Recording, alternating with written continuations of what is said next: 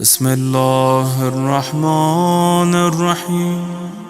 فرمایا کہ مجھے کیسے پتہ چلے کہ زاہد کون ہوتا ہے، متقی کون ہوتا ہے، کیونکہ اتنا مکس ہو چکا ہے معاشرہ کہ کوئی کہتا ہے رہبانیت اختیار کرو، جنگلوں میں چلے جاؤ، دن رات سجدے کرو، تب جا کے زاہد بنو گے۔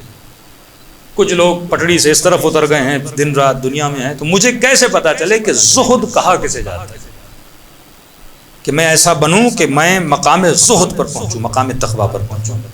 مثال دے رہا ہوں، مثلا میں گھر میں کتنی گاڑیاں رکھوں جو زہد کے خلاف نہ ہو، میرا گھر کتنا بڑا ہونا چاہیے، میرے گھر میں کون سی چیزیں ہونی چاہیے، میرے پاس کتنے کپڑوں کے جوڑے ہونے چاہیے، میرے سفرے پہ کتنے کھانے کے طعام ہونے چاہیے۔ مجھے کیسے پتا چلے کہ زہد کیا ہے، مجھے کیسے پتا چلے کہ تقویٰ کیا ہے؟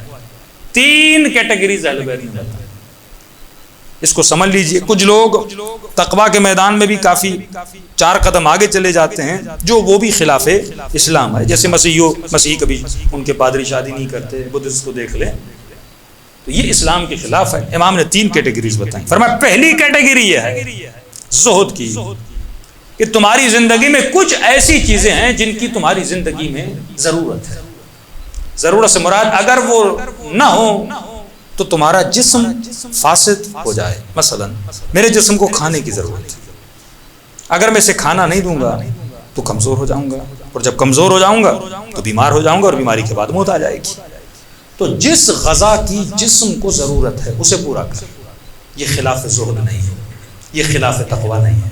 اگر ڈاکٹر کہتا ہے جسم کو گوشت کی ضرورت ہے، کھا، فروٹ کی ضرورت ہے، کھا، دودھ کی ضرورت ہے، لے، کیونکہ اگر جسم طاقتور ہوگا تو اللہ کی راہ میں خدمت بھی اچھے سے کر سکتا ہے۔ اب یہ اور ٹاپک ہے کہ مجھے کھانا کیسے ہے، اس ٹاپک پہ بھی نہیں آ رہا، صرف ضرورت کو سمجھانا چاہ رہا ہوں کہ جس چیز کی جسم کو ضرورت ہے وہ چیز دے۔ کپڑے کی جسم کو ضرورت ہے، سردیوں میں مجھے جیکٹ پہننی ہے تاکہ جسم بیمار نہ ہو جائے، گرمیوں میں پتلا کپڑا پہننا ہے تاکہ حد سے زیادہ میرے وجود میں پانی کم نہ ہو جائے۔ تو جو چیز ضرورت ہے اسے پورا کرنا یہ خلاف تقویٰ نہیں ہے، اسے پورا کرنا یہ خلاف زہد نہیں ہے۔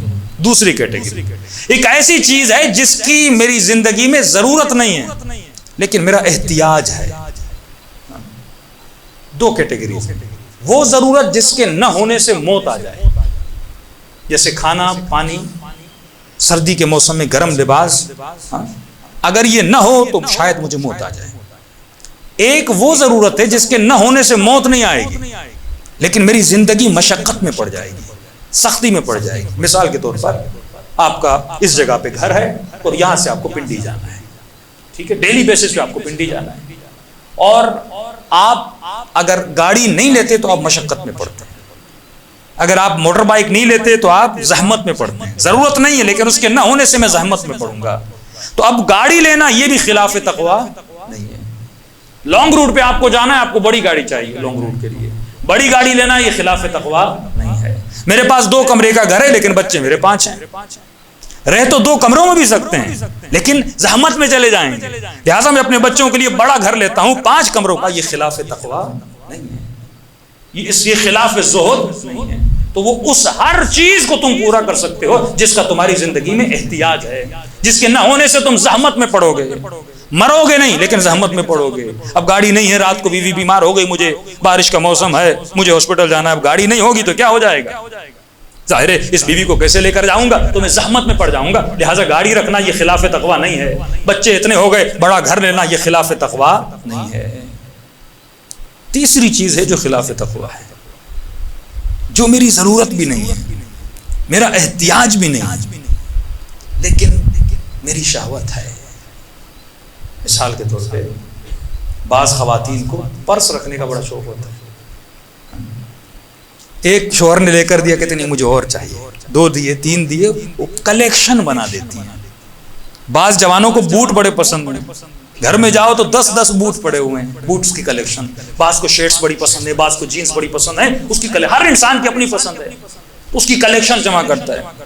سفرے پر جب بیٹھتا ہے، اس کی ضرورت ہے ایک طعام، اس کا احتیاج یہ ہے کہ یہ دال کی جگہ پہ اس میں گوشت بھی ملا دے تاکہ جسم کو طاقت ہو جائے، لیکن اس کے اندر ایک شہوت ہے، کیوں کھانے کا شوقین ہے۔ میں شہوت کی جگہ شوق کا لفظ استعمال کروں، اس کا شوق ہے کہ مثلا میرے سفرے پر 10 طعام ہوں، یہ خلاف تقویٰ ہے، یہ خلاف زہد ہے۔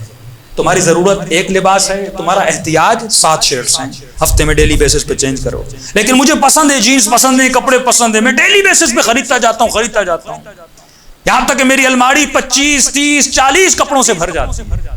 یہ میرا شوق ہے، یہ ضرورت اور احتیاج کے دائرے کو کراس کر لیتا ہے، یہ خلاف زہد ہے، یہ خلاف تقوی ہے۔ اب معصوم کا جملہ سنو، اگر دنیا اس معصوم کے فارمولے پہ عمل کرے، دنیا میں کوئی غریب نہ رہے،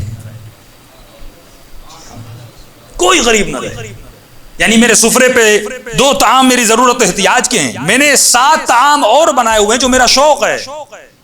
معصوم فرماتے جو تیرا شوق ہے اسے غریبوں میں تقسیم کر،